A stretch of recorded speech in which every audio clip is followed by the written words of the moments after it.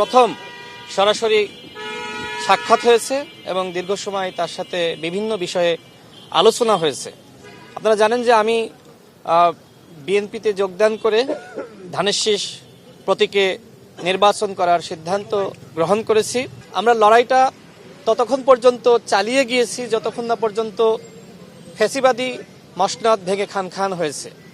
এবং বিশেষ করে যেহেতু 2024 সালে কোটা সংস্কার আন্দোলনকে কেন্দ্র করে গণ অভ্যুত্থান সৃষ্টি হয়েছে এবং আমরা 2018 সালের কোটা সংস্কার আন্দোলনের পায়োনিয়ার, এই আন্দোলন আমরা সফল করেছি।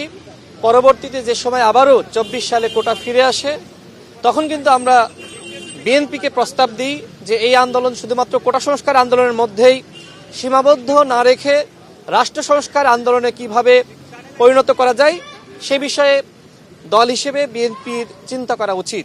সেই সময় বিএনপির মাননীয় ভারপ্রাপ্ত চেয়ারম্যান তিনি আমাদের সেই প্রস্তাব গ্রহণ করেছিলেন। আমরা এই প্রস্তাবটি দিয়েছিলাম বিএনপির স্থায়ী কমিটির সদস্য জনাব সালাউদ্দিন আহমেদকে, অর্থাৎ জনাব তারেক রহমানের সাথে আমাদের যে সম্পর্ক, সেই সম্পর্ক আন্দোলন সংগ্রামের সম্পর্ক, যে এই গণ অভ্যুত্থানে তিনি সমন্বয় করেছেন, তিনি আমাদেরকে যেভাবে গাইড করেছেন সেইভাবে কিন্তু আমরা সমন্বয় করেছি। এবং এক্ষেত্রে গণ অধিকার পরিষদের সংগ্রামী সভাপতি নুরুল হক নূর তিনিও অগ্রগণ্য ভূমিকা রেখেছেন। কিন্তু সামগ্রিক এই আন্দোলনের যিনি সমন্বয় বা তত্ত্বাবধায়কের ভূমিকায় ছিলেন, বিশেষ করে যারা আমরা যুগপৎ আন্দোলনের সারথী রাজনৈতিক দল ছিলাম, তিনি ছিলেন জনাব তারেক রহমান। ঝিনাইদহ 4 আসনের মানুষের উদ্দেশ্যে বলতে চাই, জনাব তারেক রহমান আপনাদের মাঝে আসছে এবং তিনি যে সিদ্ধান্ত নিয়েছেন আমাকে আমার পাশে থাকা এবং ঝিনাইদহ 4 আসন থেকে আমি যাতে নির্বাচন করি,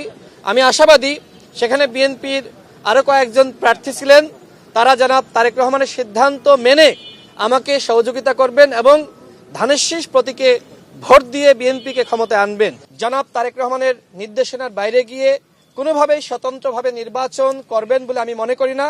আর যেহেতু জনাব তারেক রহমান দীর্ঘ নির্বাসিত জীবন শেষে এখন বাংলাদেশে রয়েছেন, দলটির হাল ধরেছেন, সংস্কারের স্বপ্ন দেখছেন, তার একটি পরিকল্পনা রয়েছে, সেই পরিকল্পনা বাস্তবায়নে যারা স্বতন্ত্র প্রার্থী রয়েছে, সংক্ষুব্ধ রয়েছে, আমি দৃঢ় বিশ্বাস করি তারা প্রত্যেকে তাদের মান অভিমান ভুলে জনাব তারেক রহমানের সারথী হিসেবে তার স্বপ্ন বাস্তবায়নে, তার পরিকল্পনা বাস্তবায়নে কাজ করবে ইনশাআল্লাহ। আমি তাকে সহযোগিতা করতে চাই।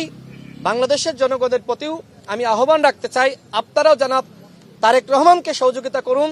জনাব তারেক রহমান তিনি আদর্শিক রাজনীতি করছেন, তিনি সংস্কারের রাজনীতি করছেন, তিনি পরিবর্তনের রাজনীতি করছেন।